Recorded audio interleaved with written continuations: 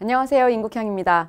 여러분들 이 자리는 선생님이 2022학년을 준비하고 싶은 학생들을 위한 자리거든요. 이거 준비하는 지금 시점이 어제 바로 시험이 끝난 그 바로 다음 날이거든요. 그래서 연대, 고대 같은 날 시험 보는 이례적인 일이 좀 벌어졌어요. 코로나 때문에 좀 더 밀리지 않을까라고 생각을 했는데 연대는 그대로 작년과 동일하게 크리스마스 이쪽 저쪽에 시험을 보곤 했는데 그렇게 크게 미루지 않았어요. 그래서 고려대도 더 미룰 것 같다라고 예상을 했었는데 미루지 않고 아마 이제 학사 일정이나 이런 것들 때문에 1월을 넘기는 것이 좀 부담스러운 것 같아요. 왜냐하면 편입 영어 같은 경우에는 영어 성적 결과가 바로바로 나올 수가 있는데 논술은 채점이 들어가야 돼서 12월을 넘기지 않고 시험을 보는 게 지금 거의 몇 년 차 쌓이는 어떤 룰인 것 같아요. 암묵적인. 그래서 2022학년도를 준비하는 분들께 바로 선생님이 좀 빨리 좀 말씀을 드리고 싶어서 이 자리를 준비를 했습니다. 자, 2022학년도 연고대 동시합격 전략이라는 타이틀로 여러분들께 딱 3가지 말씀드릴 건데요. 자, 연고대 논술고사 출제 원리에 대해서 좀 간단하게 말씀을 드릴 거예요. 당연히 어제 시험 본 2021학년 버전으로 말씀을 해드릴 거고요. 자, 그래서 이 출제 원리를 바탕으로 여러분들이 어떻게 공부를 해야 하고 선생님 여러분들께 어떤 서포트를 할 것인지에 대해서 말씀을 해드릴 겁니다. 그리고 대부분의 학생들이 가장 많이 질문하는 그 포인트를 잡아서 여러분들께 말씀을 좀 해드릴게요. 자, 2019학년도 사회기출 논제부터 한번 살펴볼 건데 자, 이거부터 보는 이유가 있습니다. 자, 논제를 한번 따라와 보실게요. 가나다라는 사회적 고통에 대해 각각 다른 관점을 함축하고 있다. 네 제시문의 논지를 비교 분석하시오. 이전까지 연세대학교는 2013, 14, 15, 16 계속 오랫동안 시험 본 전례가 있기 때문에 좀 역사가 있죠. 논술고사에. 그래서 대체적으로 연세대학교의 그 시그니처 문제가 3자 비교라고 하는 것으로 우리가 각인이 되어 있던 상태였어요. 그러다가 첫 번째 4자 비교가 나온 첫 번째 해였습니다. 편입 논지에서는. 그런데 수시 논술고사에서 4자 비교 형태의 문제를 딱 한 번 출제한 기록이 있기 때문에 여러분들께 선생님이 계속 강조했어요. 야, 이거 3자 비교가 아니라 4개를 비교하는 것도 시험 문제 나올 수 있다. 선생님 왜 이 얘기를 하겠어요? 나왔거든요. 어제 4자 비교가 무려 나왔어요. 그래서 학생들이 선생님 제자들이 시험 끝나자마자 전화 와서 득달같이 선생님 4자 비교가 드디어 나왔어요. 어떻게 했니? 배운 대로 잘했어요. 합격할 겁니다. 자, 그래서 여러분들도 기출문제가 상당히 중요하다는 거 다시금 좀 인지하셔야 된다라는 차원에서 선생님이 들고 나온 거예요.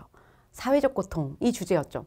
사실 주제는 시험장 가면 처음 본 애가 나올 거예요. 그런데 선생님이 늘 강조하죠. 처음 봤지만 처음 본 애가 아닐 거야. 여러분들이 지금 나이가 어느 정도 있으시잖아요. 이제 초등학교, 중학교 때 새 학교에 들어가서 처음 친구들 만나는 그런 단계가 아니란 말이에요. 고등학교 딱 입학해서 사귄 친구들이 왠지 이상하게 쟤는 내 중학교 때 친구 누구랑 비슷해. 이런 거 못 느껴봤어요? 아마 데자뷰처럼 쟤는 내 친구 누구랑 너무 닮았어. 쟤는 어떤 성향이 너무 비슷해. 아마 이런 친구들이 있었을 거예요. 전혀 다르지만 사실 어떤 범주라는 게 정해져 있기 때문에 여러분들이 기출문제를 공부하시는 과정에서 처음 봤으나 처음 보지 않은 지문들을 접하게 될 겁니다. 그래서 걱정 안 하셔도 돼요. 뭐만 파악하시면 되냐? 유형은 파악하셔야 돼요. 제시문을 4자 비교를 한 번도 안 해본 친구들은 굉장히 당황을 할 수밖에 없는 구조예요. 그런데 연습을 하고 가면 당연히 이 구조에 맞춰서 쓰면 되겠구나 라고 하는 어떤 기준이 생길 겁니다. 두 번째는 아래의 실험 결과를 해석하고 시험도 되고 실험도 되고 여러 번 나와요. 자, 이를 바탕으로 4제시문 중 최소한 2개 이상을 각각 골라서 각각의 입장에 대해서 논평하시오. 어떨 때는 논평이 나오고요. 어떨 때는 해설이 나오거든요. 실험 결과 해석을 해서 제시문을 근거로 해석해라. 혹은 실험 결과를 해석해서 제시문을 평가해라. 혹은 제시문을 근거로 실험 결과를 해석해라. 여러 가지 시험 문제가 나올 수 있습니다. 그래서 표가 나온다는 거, 표를 좀 준비를 해야 된다는 거 누차 강조를 하죠, 선생님이. 근데 이 아주 좀 시그니처로 굳은 형태예요. 삼자 비교가 연세대학교의 대표 문제가 됐고요. 이번 문제에서는 표가 나온다는 게 대표 문제가 됐어요. 단 사회계열에서만 아직까지는 적용되는 패턴입니다. 인문계열에서는 2자 비교 또는 3자 비교가 여전히 반복적으로 출제가 되고 있어요. 자, 2020 사회기출 한번 다시 보면 이때는 이 전년도에 4자 비교가 이제 나와서 깜짝 놀라서 선생님이 4자 비교 연습을 좀 많이 시켰어요. 근데 뭐 다시 3자 비교, 짠! 우리는 원래 이런 걸 출제해 라고 다시 이 유형으로 냈습니다. 감정 형성 과정과 효과에 대한 가나다를 비교하시오. 굉장히 어려웠던 시험 문제로 기억이 납니다. 선생님이 이제 파이널 특강 준비하면서도 학생들하고 지금 기출문제 시험 보기 직전에 막 그거 풀거든요. 그런데 그때 선생님 이 논제가 굉장히 어려웠다, 가장 어려웠다라고 하는 얘기들 많이 했거든요. 그리고 실제로 이 해에 합격한 친구조차도 저 떨어진 줄 알았어요, 선생님. 이런 얘기 굉장히 많이 했어요. 왜냐하면 시험 문제 자체가, 제시문 자체가 좀 난해했고요. 추론을 해야 되는 경우들이 있었고, 그리고 그 뒤에 가와 다를 종합해서 라의 분석 결과를 해석하라 라고 하는 것도 사실은 쉽지 않았던, 표의 해석이 약간 두 가지 방향으로 해석이 돼서 문제를 풀다가 굉장히 당황을 했다라고 하는 친구들이 꽤 많이 있었어요. 그래서 이번 문제 사회계열은 무조건 표가 나온다라고 하는 게 아주 또 확실하게 굳어지는 그런 해였습니다. 자, 그럼 어제 본 시험 문제입니다. 자, 예술과 자본주의 관점에서 가나다라를 비교 분석하시오. 다시 4자 비교가 2년 전의 형태가 다시 부활을 했죠. 4자 비교 형태라는 거는 여러분들이 3자 비교가 완벽하지 않으면 제시문이 하나가 더 추가되기 때문에 한 번 더 생각해야 되는 시험 문제라고 볼 수 있습니다. 어려워요. 그런데 이 전년도에 3자 비교의 이 문제가 꽤 어려웠기 때문에 오히려 시험장에서 학생들이 쉬웠어요 라는 말이 나오더라고요. 그래서 결국 이 사회계열 연대를 시험 보고 바로 이동을 해서 학생들이 고대를 시험 봤거든요. 하루에. 연대는 쉬웠고 고대는 어려웠다 라는 평이 좀 많았어요. 굉장히. 그래서 원래 이 기존 같으면 2020학년도까지만 해도 고대는 쉽고 연대는 어렵다가 지배적인 평이었는데 그러니까 어제 시험 본 친구들의 전언에 따르면 선생님 저는 연대가 더 쉽게 느껴졌어요. 왠지. 뭔가 딱 맞아 떨어지는 느낌이 있었는데 오히려 고대는 해석의 다양성이 좀 더 있었던 것 같습니다. 라고 학생들이 굉장히 많이 얘기했거든요. 자, 이 현상은 무엇으로 또 파악을 해볼 수 있는지 다시 한번 선생님 또 해설해 드릴게요. 자, 그래서 이 라의 표를 해석하는 것까지 그 전년도와 동일한 패턴으로 2번이 지금 출제가 되고 있고요. 정확하게 가와 라를 활용하여 라는 그런 포인트가 있었기 때문에 여러분들이 1번을 읽으시면서 2번의 내용까지 같이 연결을 할 수 있도록 여러분들이 신경을 쓰시면서 독해를 해주셔야지 1번 독해 잘하고 2번까지 틀리지 않도록, 감점되지 않도록 독해가 이루어져야 합니다. 자, 그래서 이 연세대는 이제 3자 또는 4자 비교가 나온다라고 하는 형태가 지금 굳어진 상태라고 볼 수 있습니다. 자, 인문계열 한번 보겠습니다. 2020년도에 가나다는 민족에 대해 다양한 의견을 보이고 있다. 각 입장의 상이한 점을 비교 분석하시오. 자, 민족이라고 하는 키워드를 주고요. 되게 재밌는 건 지금 보시면 다가 연결돼 있죠. 제시문 다라 마에 나타난 언어에 대한 관점의 차이를 서술하시오. 이전까지는 가나다 3자 비교하고 라마 2자 비교 이렇게 시험 문제를 냈어요. 상대적으로 사회계열보다 평이할 수밖에 없는 구조였죠. 그런데 이제는 이 해부터는 좀 달라집니다. 제시문이 연결이 되는 애가 있어요. 제시문 다에서 하나는 민족에 대해서 주장을 집중해서 읽으셔야 되고요. 그 다음 넘어갔을 때는 언어의 활용에 대해서 언어의 기능에 대해서 집중해서 읽어주셨어야 되는 시험 문제로 패턴이 지금 바뀌었습니다. 자, 그래서 어제는 이렇게 나왔습니다. 어제였지만 여러분들에게는 2021 버전으로 여러분들이 학습을 하게 될 텐데 자, 가나다가 교양에 대한 다양한 의견을 보이고 있다. 근데 여기서부터 달라졌어요. 2자 비교를 물어보는데 처음에 3자 비교인 줄 알죠? 그래서 이거 3자 비교가 굉장히 익숙해져 있었던 친구들은 논제를 자세히 읽지도 않고 나도 모르게 3자 비교를 막 하다가 이거 3자 비교가 아니네? 다시 문제를 보고 실수했다라는 걸 꽤 늦게 알아챘다는 학생들도 있었어요. 이거 굉장히 중요합니다. 가와 나와 다를 요렇게 한번 비교하고요. 요렇게 한번 비교를 해서 결국에는 이게 여러분들 글자 수가 연대는 정해져 있지 않아요. 그래서 천자 내외로 쓰는 게 조금 더 안정적이다. 1250자짜리 원고지를 주거든요. 앞뒤. 그런데 약간 어떤 줄도 그어져 있지 않았고요.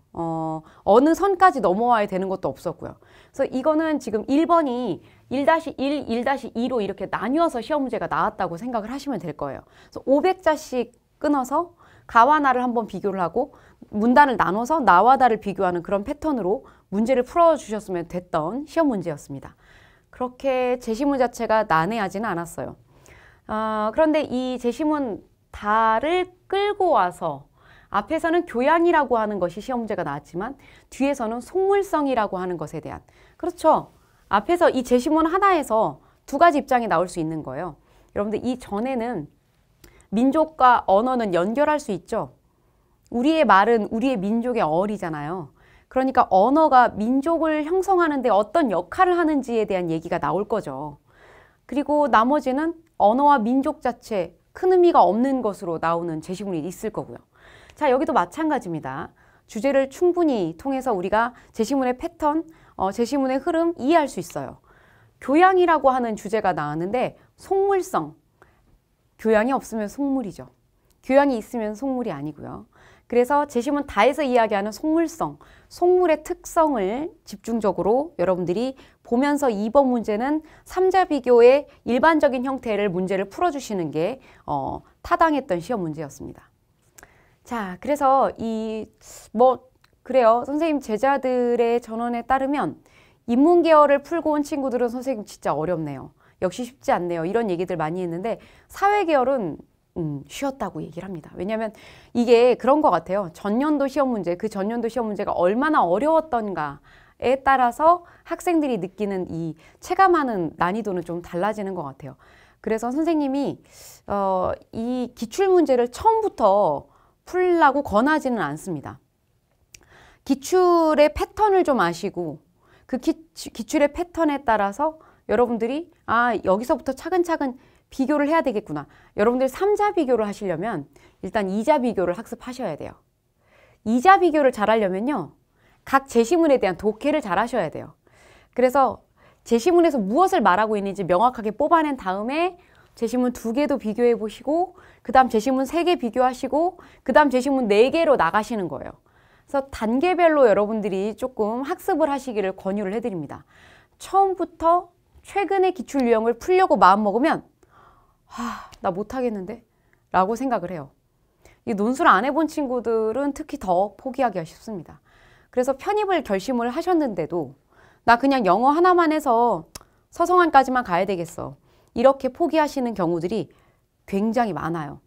그래서 연대고대를 노리시는 분들은 사실 굉장히 큰 용기가 있는 분들이기도 하고요.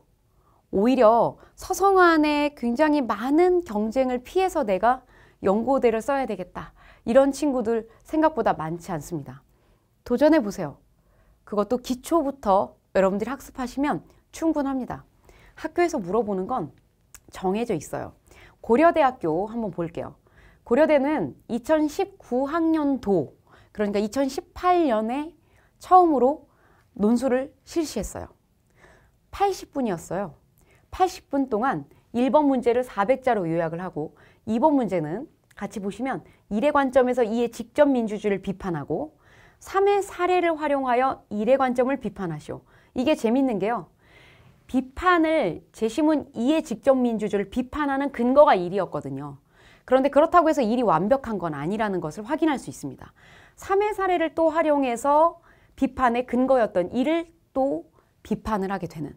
그러니까 비판의 근거도 되었다가 이 스스로가 비판을 받는 대상이 되기도 합니다. 이 두 가지를 보는 눈이 있어야 된다는 얘기고요. 80분 동안에 1200자를 쓰면서 1번 요약까지 하기는 쉬운 일은 아니었어요. 그래서 선생님이 이때도 무슨 얘기를 많이 했냐면 그런데 2번이 메인이다. 1번 요약할 때 너무 힘을 빼면 힘들다. 그래서 1번 요약에 상대적으로 학생들이 왜 이런 거 있잖아요. 쉬우니까 이거는 실수하면 안 될 것 같은 느낌. 그래서 이것만큼 내가 진짜 잘 쓸 수 있어. 근데 여기서도 감점이 되면 안 돼. 이런 생각에 1번에 너무 오랫동안 매달리는 거예요. 그래서 1번 요약을 완벽하게 한다고 했는데 시간을 보니까 30분 남았더라. 이런 경우가 너무 많았어요. 그래서 선생님이 첫 번째 해 경험하고 나서 두 번째 해부터는 1번 요약은 무조건 15분에서 20분을 넘기지 마라. 그 타이트하게 좀 준비를 했어요. 아니나 다를까 2020학년도 파이널을 준비하는 그 기간에 갑자기 이제 시험 날짜가 나오면 그 한 주가 앞에 시험 날짜로부터 그 앞에 주가 파이널 기간이거든요. 시험 보기 직전에 막 몰아쳐서 하는 거예요. 집중 포화를 하는 거죠. 왜냐하면 여러분들이 거의 논술 준비를 학원에서 일주일에 딱 한 번 학원에 나와서 준비하시거든요. 그러다 보니까 이제 인강도 일주일에 하루씩 이제 일주일에 한 번씩 올라가요. 인강도. 마치 여러분들이 고등학교 때 사회나 과학 같은 그 교과목들은 국영수가 아닌 교과목은 인강도 일주일에 하나씩 일주일에 한 번씩 하고요. 그 다음에 현강도 일주일에 한 번 열리는 경우들이 대부분이에요. 그러다 보니까 이게 암묵적인 어떤 룰이 된 것 같아. 그래서 논술도 일주일에 한 번 하거든요. 그걸로 충분해요, 사실. 그런데 마지막에는 적어도 시험 보기 전주에는 매일 문제 풀고 첨삭받고 매일 첨삭받고 풀고 이게 굉장히 효과가 크거든요. 그래서 선생님이 파이널을 하는데 갑자기 월, 화, 수까지 갔는데 목, 금 이틀 남았잖아요. 수요일 날 수업을 하고 있는데 갑자기 학교에서 발표를 했어요. 우리 80분 아니고 60분이야. 아무것도 정보가 없어요. 60분 끝. 뭐지? 생각했어요. 자, 여기서 80분에서 60분으로 줄어들면 없앨 문제가 이거밖에 없다. 그래서 아니나 다를까 시험 문제가 하나가 나왔어요. 그런데 허를 찌르는 건 그 앞에서 이 두 문제를 80분 안에 문제를 해결을 했는데 뒤에서 앞에 1번 요약을 없애버린 상태에서 60분만을 주고 100자를 늘렸어요. 이 얘기는 1200자부터 감점하지 않을게 라는 뜻이거든요. 1200에서 1400은 감점하지 않겠어. 그러니까 여러분들이 어떻게든 1200자는 쓰셔야 돼요. 패턴은 똑같아요. 일에 나타난 세 가지 인본주 입장에서 은의 생각을 평가하고 또 은의 관점에서 진화론적 인본주의를 비판하시오. 평가의 기준이었던 것이 평가의 대상으로 돼버리는 동일한 패턴이 나왔어요. 그런데 100자는 늘었어요. 이게 굉장히 힘들었어요. 60분 동안에 사실은 1200자 해결하기도 쉬운 일은 아닌데 1300자로 100자가 늘었기 때문에 학생들이 느끼는 부담은 꽤 컸다는 거죠. 그런데 1번의 요약을 답안지 제출용의 요약을 하지 않으니까 시간 안에 1200자 쓸 수는 있었던 구조였어요. 잽싸게 읽고 써야 되는 거죠. 자, 어제 시험이 이렇게 나왔어요. 갑자기 100분으로 늘렸습니다. 너무 미안했나 봐요. 왜냐하면 선생님이 올해 학생들, 제자들 트레이닝을 어떻게 시켰냐면 60분 동안에 1300자를 쓰게 시켰거든요. 너 할 수 있으면 1400도 한번 써봐. 60분 동안에. 쉬운 일이 아니에요. 1번 요약이 나올 수 있으니 반드시 대비해라. 그 얘기도 했고요. 100분으로 늘렸어요. 그러니까 생각해보세요. 첫 해는 80분, 두 번째 60분, 다시 100분. 이 사람들이 장난하나 이런 생각이 들 정도로 뭔가 기만당하는 느낌도 있고 좀 묘했다고요. 왜냐면 이것도 역시 시험 보기 며칠 전에 발표를 한 거라서. 그래서 100분으로 늘게 되면 어떻게 되냐. 글쎄 100분인데 요약만 하나 딸랑 늘고 분량이 1300자 일리가 없는 거예요. 글자 수가 그럼 너무 짧은 상태에서 시간만 길잖아요. 아마 1번 요약 나오고 400자, 2번 700자, 3번 700자 이렇게 나오지 않을까? 그렇게 나왔어요. 1400자 합쳐서 대신에 문제 유형은 그대로 갔죠. 2, 3, 4로 2를 평가하라. 요거 하나만 문제가 나왔습니다. 논제 요구 조건은 어렵지 않았어요. 그런데 요약을 연습을 안 하고 있다가 갑자기 시작하면 다시 어려운. 그러니까 이거는 뭘 보여주냐면 여러분 시험 문제가 친절하지 않은 상태니까 친절하지 않은 게 맞아요. 친절하지 않으니까 여러분들이 적어도 3개년 이제 고려대가 어제 본 시험으로 3개년이 완성이 됐거든요. 3개년의 기출은 꼼꼼하게 다 풀어보셔야 돼요. 시간도 100분, 1시간, 80분, 융통성 있게 여러분들이 시간을 쪼개서 문제를 푸는 연습을 해주셔야 돼요. 게다가 더 중요한 건 이 제시문들 중에 표가 나왔다는 거예요. 제시문 3번이 표로 나왔는데 여러분들 선생님이 연고대를 통합으로 초반에 준비를 하거든요. 그러다가 막판 시험 보기 2달 전부터 연대와 고대를 쪼개요. 그래서 연대와 고대를 같이 준비하는 친구는 일주일에 2번 논술을 하게 되는 셈이긴 하는데 여러분들이 뭐가 중요하냐면 연세대처럼 고려대도 표가 수시논술고사에서는 출제된 이력이 있기 때문에 충분히 출제될 수 있습니다. 라고 선생님이 얘기를 했거든요. 그 부분이 정확하게 고려대에서도 제시가 됐다라는 점이 아주 중요합니다. 이게 뭘 의미하냐면요. 연세대가 120분, 고려대가 100분이에요. 이 두 학교의 차이가 없어지고 있다는 거죠. 고려대도 난이도가 지금 올라가고 있다는 거고요. 연세대가 조금 하향되고 있다는 건데 이건 또 혹시 몰라요. 다음 연도 이제 연세대에는 올해 코로나의 이슈가 조금 컸던 것 같기도 해요. 그래서 연세대는 수시논술고사도 굉장히 쉽게 출제를 했거든요. 예년에 비해서 너무 쉬워서 학생들이 오히려 시험 보고 와서 너무 쉬워가지고 선생님 무서워요. 이렇게 얘기할 정도로 쉬웠습니다. 다음 해도 쉬울 거라는 보장은 할 수 없어요. 완급 조절을 하는 것 같아요. 한 해는 쉽고 한 해는 어렵고 이렇게 조절을 하는 것 같으니까 여러분들 2022학년도에 타이틀을 다실 분들은 합격하실 분들은 좀 어렵게 준비를 하시는 것도 필요하다고 생각을 합니다. 딱 요 3가지를 준비하시면 돼요. 비교하라, 평가하라, 설명하라. 이제 정말 자신의 견해를 묻는 시험 문제는 정말 올드한 유형이 되어버렸어요. 3개년 동안 고려대가 이제 출제를 하지 않는 유형처럼. 그러니까 네 생각을 써라가 아니라 가장 바람직한 이상국을 써라 라고 작년 시험 문제에 이제 출제를 했던 거죠. 이제 뭐 2021학년을 기준으로 2021이라고 생각을 한다면 재작년 출제하고 이제 더 이상 출제를 하지 않는 그런 상태예요. 그래서 여러분들이 이 3가지를 잘 대비를 하시면 충분히 연대, 고대 어느 학교든 다 도전해 볼 수 있습니다. 자, 학교가 문제를 내는 패턴은 역시 연고대가 동일해요. 어떤 하나의 주제, 이상국의 조건이라고 하는 주제를 주고 제시문 1, 2, 3, 4를 이렇게 연결을 해서 시험 문제를 출제를 합니다. 연결이 되어 있는데 아주 강력한 연결은 아니고 미세한, 아주 짧고 멀리 있고 뭐 가깝지 않아요. 연결을 과연 할 수 있을까라고 싶을 정도로. 그렇지만 주제를 중심으로 여러분들이 독해를 하신다면 그렇게 어려운 주제들은, 어려운 시험 제시문들은 아니에요.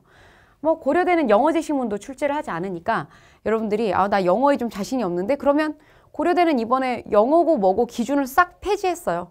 여러분들이 고려대 준비하시면 됩니다. 연세대는 영어 제시문이 있긴 하지만 고려대는 없어요. 자, 그래서 여러분들은 어떤 연습을 좀 하셔야 되냐? 일단 논제를 파악을 하셔야 돼요.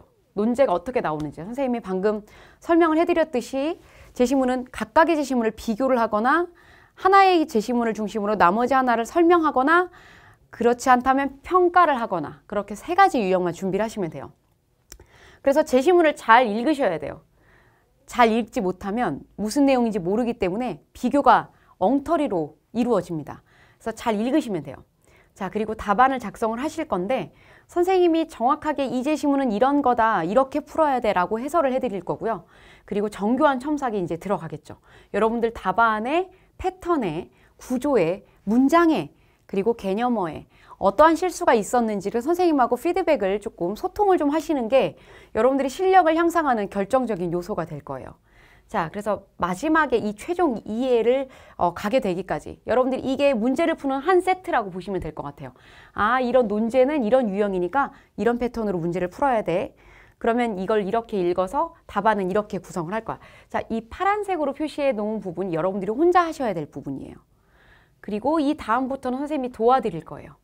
근데 2단계가 없다면 여러분들이 혼자서 완벽한 답안까지, 완벽한 이해까지 가기는 조금 쉽지 않을 수 있어요. 제시문들은 여러분들이 각자 지금 20살 이상이 되실 때까지 자기의 주관이라는 게 생기기 때문에 내 주관대로 내가 제시문을 독해를 해요. 근데 문학 작품을 이해한다면 그렇게 하셔도 돼요. 내가 이해한 대로, 내가 생각한 대로 그게 답이니까요. 그런데 이건 경쟁 시험입니다, 여러분. 합격자를 선발해야 되는 선발고사예요. 출제자들이 자기가 원하는 답이 있습니다. 거기에 맞춰서 독해를 하려면 어떻게 읽어야 되고 어떻게 그렇다고 억지스러운 건 아니에요. 제시문 안에서 충분히 파악할 수 있는 정도의 답안입니다. 그래서 그 답안을 찾는 연습을 선생님하고 맞춰갈 거고요. 정확한 문장, 구조, 문단, 그리고 개념어까지 어떻게 써야 되는지를 선생님이 충분히 전달을 해드릴 거예요. 자, 그래서 선생님은 어떤 서포트를 할 거냐? 퀄리티 높은 논제를 드릴 거예요. 연세대와 고려대를 준비할 수 있을 만한 기초 단계에서부터 응용 단계 그리고 파이널 단계에 이르기까지 이렇게 문제를 풀면 좋겠어. 순차적으로 선생님이 단계별로 문제를 맞춤형으로 제공을 해드릴 거예요. 그리고 독해를 할 때 이 부분이 핵심이야. 그리고 이 부분을 이렇게 읽어내서 개념어는 이렇게 뽑아내야 돼. 라고 하는 훈련을 또 해드릴 거예요. 자, 그리고 당연히 답안은 이렇게 작성을 해야 된다라고 하는 선생님이 가이드라인을 드릴 거예요. 선생님이 정답은 아니지만 오랫동안 논술을 해왔기 때문에 드릴 수 있는 답안의 틀이 있겠죠. 그래서 요렇게 써주면, 요런 방향으로 써주면 아마 학교에서 원하는 답안이지 않을까 얘들아? 요런 것들 선생님이 제공을 해드릴 거예요. 예시 답안이 중요해요. 여러분들이 좋은 어떤 답안을 볼수록 여러분들의 어떤 기준점이 올라갈 수 있기 때문에 답안을 좋은 걸 보시는 게 좋죠. 자, 그리고 마지막에 첨삭. 당연히 인강 첨삭을 받으시는 분들은 다이렉트로 선생님이 이제 첨삭을 해드릴 거니까 1:1 첨삭이고요. 현강 무조건 1:1 첨삭입니다. 그래서 뭐 집단적으로 다 같이 묶어가지고 그냥 싹 읽고 끝나는 그런 첨삭이 아니에요. 선생님은 무조건 1:1 첨삭입니다. 자, 마지막인데요. 이거 싹 한 방에 선생님 설명해 드릴 수 있어요. 저 논술 경험이 없어요. 붙을 수 있을까요, 제가? 저 글재주 없어요. 붙을 수 있을까요? 나 그리고 시간도 없어요. 편입 영어도 해야 돼요, 선생님. 붙을 수 있어요. 자, 이걸 종합해서 편입 영어 학습 대비 논술 학습의 비중, 합격생들을 기준으로, 그것도 편입 영어와 서성한과 연고를 둘 다 붙은 학생이 있어요. 편입 영어도 하면서 논술도 한 친구. 이 친구들을 기준으로 인터뷰를 해보면 이런 얘기들 많이 합니다. 선생님, 제가 지나고 보니 논술은 일주일에 한 번 해서 전체 영어 학습 대비 논술은 10%도 아니었던 것 같아요. 라고 많이 얘기해요. 이 논술은요, 선생님이 앞에 아까 말씀드렸잖아요. 논제를 파악해서 내가 제시문을 읽어가지고 써내는 것까지 여러분들의 몫이기 때문에 상당히 글을 한 편씩 써와야 된다는 부담이 있어요. 그래서 그 부담감 때문에 머릿속에 논술이 굉장히 크게 자리 잡고 있는 것 같지만 실상 돌이켜보니까 투자한 시간은 그렇게 많지 않아요. 여러분들이 지금 다 대학생들이고요. 하셔야 될 것도 많아요. 학교 다니면서 공부도 하셔야 되고 아르바이트도 하셔야 되고 연애도 하셔야 되고 논술 공부도 하셔야 되고 편입 영어도 해야 되고 할 게 너무 많죠. 그렇게 부담스러운 과정은 아닙니다. 학원에 일주일에 한 번 오시는 거고요. 인강도 일주일에 한 편씩 업로드가 돼요. 여러분들만 밀리지 않으시면 일주일에 하나씩 3시간으로 족합니다. 충분해요. 그래서 여러분들에게 감히 도전해 보아라 라고 권해드릴 수 있습니다. 할 수 있습니다. 그렇게 어려운 내용은 아니에요. 여기까지입니다. 여러분들, 연세대 고려대 차이가 없어지고 있어요. 논술 일주일에 한 편으로 하나의 논제를 풀어보시는 것으로 연세대 고려대를 둘 다 붙을 수 있어요. 자, 도전하는 자만이 그 기회를 잡을 수 있겠죠. 합격은 여러분들의 선택에 따라 결정이 됩니다. 선택하시고 누리십시오. 여러분들과 함께 하겠습니다. 그러면 2021학년도에 여러분들의 노력에 열심히 선생님도 노력을 하고 여러분들이 2022학년도 합격생이 될 수 있도록 선생님이 적극적으로 열심히 수업하고 도와드리도록 하겠습니다. 화이팅!